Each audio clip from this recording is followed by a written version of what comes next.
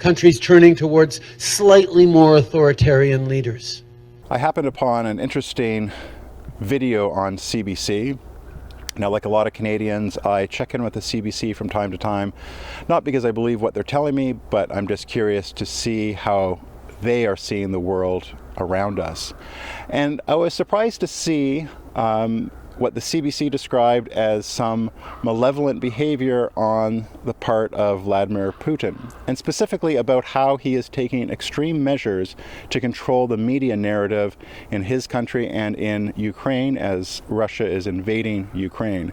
For Vladimir Putin, controlling the narrative inside Russia, key to justifying his war. And the CBC rightfully points out, although not explicitly, but draws our attention to the fact that Putin is being tyrannical as he attempts to quell dissenting voices. Russia has now made it illegal to disagree with its version of this story. A journalist can be jailed for 15 years just for straying from the Kremlin's narrative.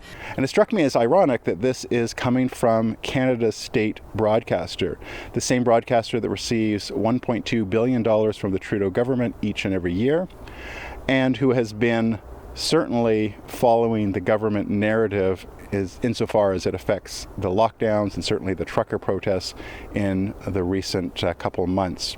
And it struck me as odd that the CBC would point this out when it seems that the very same thing is happening here in Canada, or at least it's the same underlying behavior that's happening here. Admittedly, Trudeau's tactics and the measures that he's used are not nearly as extreme as Putin's, but they're of a similar kind. They vary only in degree. Putin is using the force of his state to lock up dissenting journalists, whereas Trudeau is primarily using more of a carrots approach as opposed to a stick approach. Here in Canada, he is funding the state broadcaster, like I said, to the tune of $1.2 billion each and every year, and also other mainstream news media. That's CTV, Globe and Mail, Financial Post, Toronto Star, Post Media, which I believe owns a number of local newspapers, I think primarily in Ontario, but perhaps across Canada.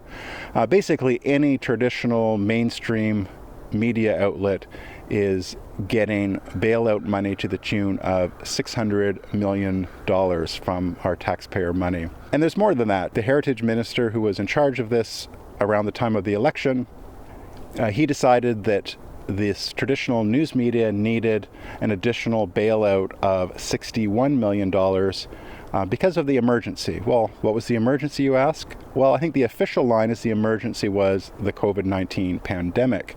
Perhaps a less naive view might be that the emergency was that there was a federal election coming up, and the Heritage Minister decided that that would be a good time to give traditional media some additional funding, to help them cover the elections and the run-up to the election fairly.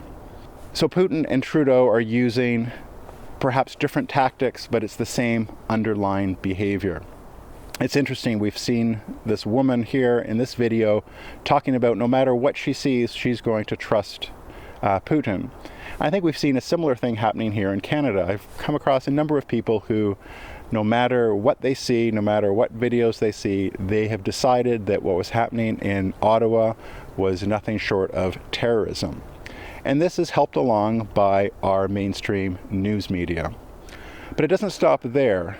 The problem with paying our news media all this money, from Trudeau's point of view, is that it only controls the legacy media primarily. That's the newspapers, the traditional television networks, etc. Although these media outlets do have online presence in pretty much every case, their impact online is much less than it is on television or in print. That leaves the Trudeau government with the problem of how to manage online news media. And his last government, they attempted this in Bill C-10 under the former Heritage Minister. The trouble was Canadians realized that there was a lot into that bill giving the CRTC sweeping powers to regulate what regular Canadians put online, and the former Heritage Minister had trouble defending it. Canada wouldn't be the first country in the world to do that. And again, we haven't made any decisions in terms of how this is going to be done and what exactly we're going to be doing. Now, with this parliament, they have replaced the heritage minister. I think they put him in charge of the environment. And now there's a new guy who is here to sell us on what is perhaps essentially the same bill. This is the first of a few pieces of legislation that are part of my mandate as Minister of Canadian Heritage, and these are online streaming, online news, and online safety. Now, he assures us that all those things that were in the last bill that would take away our freedoms and would make it more difficult to exercise our freedom of speech online, and that would control what we see and what we consume online. All those parts, we're told, have been removed, and now it's safe to be enacted. We listened, especially to the concerns around social media, and we fixed it. Do we trust this government? Do we trust this new person? It's interesting that it was the Attorney General last time round who said that his Justice Department looked at the former bill, Bill C-10, and concluded that it does not infringe on Canadians' rights. This is the same Attorney General who assured us that the War Measures Act, or the Emergencies Act, was fully justified and that the situation in Ottawa met the conditions required for invoking that act.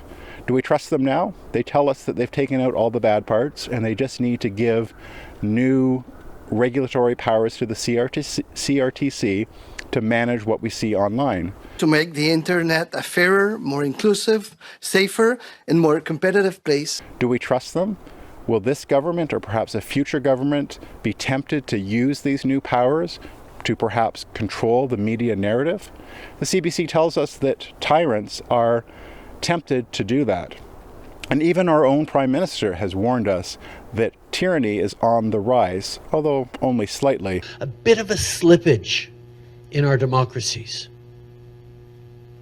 Countries turning towards slightly more authoritarian leaders.